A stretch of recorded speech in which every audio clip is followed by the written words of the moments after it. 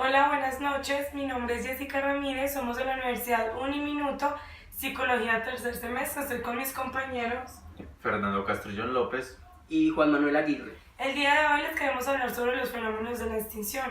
¿De qué se trata, Fer? Los fenómenos de la extinción los podemos dividir en cuatro, que son desinhibición, recuperación espontánea, renovación de la respuesta condicionada y restablecimiento de la extinción condicionada. Bueno, podemos hablar que la desinhibición se aprende en una asociación nueva de un estímulo acondicionado y un estímulo incondicionado. Se presenta un estímulo condicionado sobre un estímulo incondicionado, la que éste produce es la respuesta condicionada. Pero si se presenta varias veces un estímulo condicionado, se presenta una respuesta inhibida. Después de esta respuesta inhibida, en el proceso de desinhibición, se procede a realizar por un estímulo nuevo y presentado al estímulo condicionado, se presentará de nuevo la respuesta. Bueno, la recuperación espontánea. Gracias a Ivan Pavlov en 1927, que presentó un experimento el cual consistía en presentar un estímulo condicionado junto con un estímulo incondicionado, el cual el estímulo condicionado era un metrónomo y el estímulo incondicionado era la comida. Al presentar esto se producía una respuesta condicionada, la cual era la salivación del perro. Después de este proceso se procedía a un proceso de extinción, en el cual se presentaba el estímulo condicionado al perro, pero sin la comida, hasta que éste dejó de salivar. Pasado un tiempo se le dio descanso pues al perro y se le volvió a presentar ese estímulo condicionado, lo que presentó una respuesta en el perro de salivación, lo que dio a conocer pues este experimento a que es más fácil recordar después de presentar un estímulo condicionado de nuevo esa respuesta condicionada.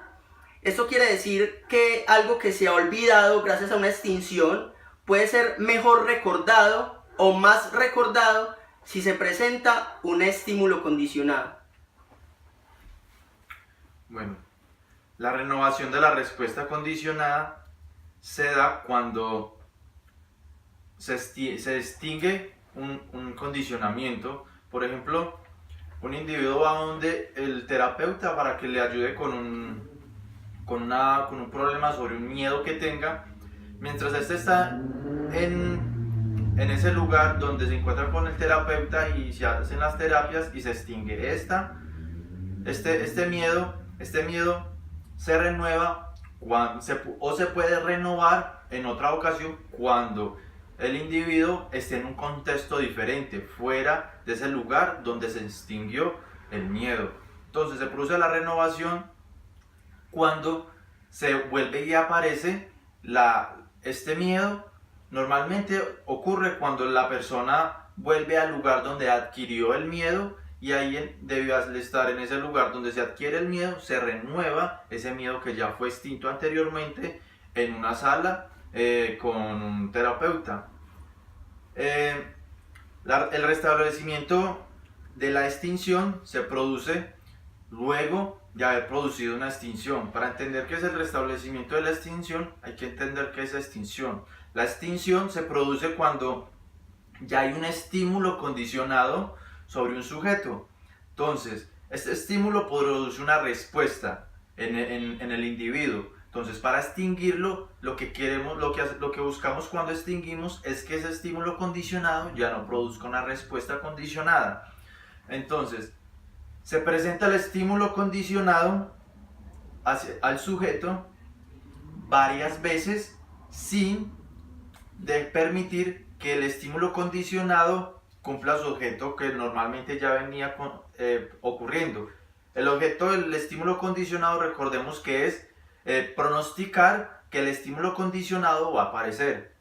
Entonces, al producir una extinción, lo que hacemos es mostrar varias veces el estímulo condicionado al sujeto para que éste ya, en vez de pensar que va a aparecer el estímulo condicionado, se convierta en un pronóstico de que no va a aparecer el estímulo condicionado. Entonces, al presentar el estímulo que anteriormente estaba condicionado, ahora este estímulo ya representa algo más.